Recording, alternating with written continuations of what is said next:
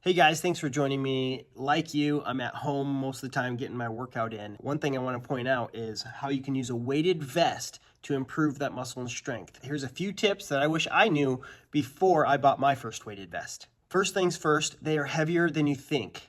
The first one I bought was 12 pounds and I thought, I'll just start with 12 pounds because, I can't afford the one that's even more expensive for now. Even though you feel like, I can curl 30, 40 pounds, when you throw on a 12-pound vest and you start doing some pull-ups or you start doing some ninja obstacles or calisthenics, it's game changer when you start adding some weight, which also makes you think about, wow, if I could just lose 5 or 10 pounds, that'd be fantastic. That's true.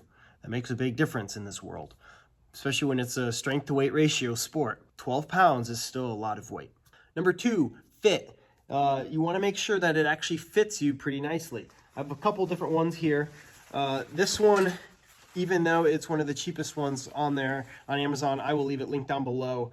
But the fit is so loose that if I twist or move or jump or anything like that, this thing is just flopping all over the place. Okay, so one thing to keep in mind is how is it going to fit? My heavier vest here, this one's 20 pounds. This one has a strap that goes around the chest. So all the way around the back, through the front of the chest, that one locks in even more.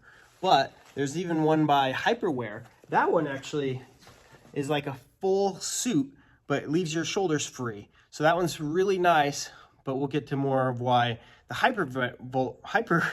Hyperwear one is also a lot more expensive. Also, you have to think about being comfortable. The one that is floppy, if you're not doing anything that's making you jump or move a lot, that it does feel nice because it's kind of a nice soft material. It's kind of a looser fit.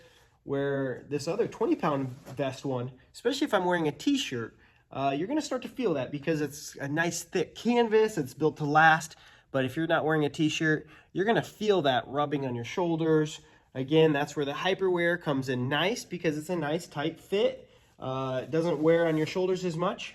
In fact, this RUNmax one, the 20-pound vest, it also even sells shoulder pads to help alleviate some of that pain and discomfort. We're not all created equal. We're not created the same exact size.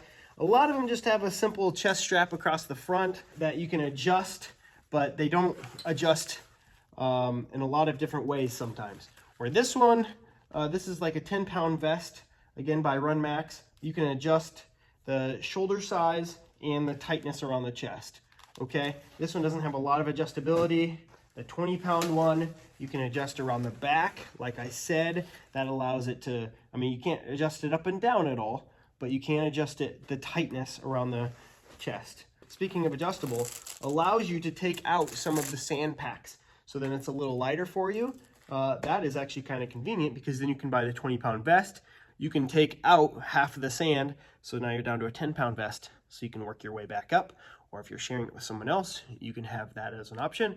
I highly recommend that. Obviously, you're gonna want these to last. So you're gonna want a solid material.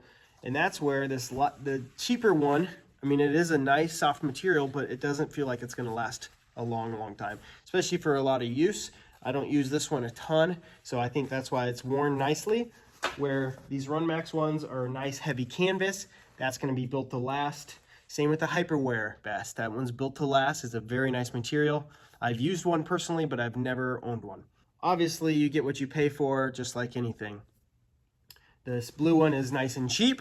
It's only 12 pounds, and I'm gonna leave a link down below, but you get what you pay for because, like I said, this one flops around, it's hardly adjustable, and the material isn't built to last, okay? So you get what you pay for. It's the cheapest.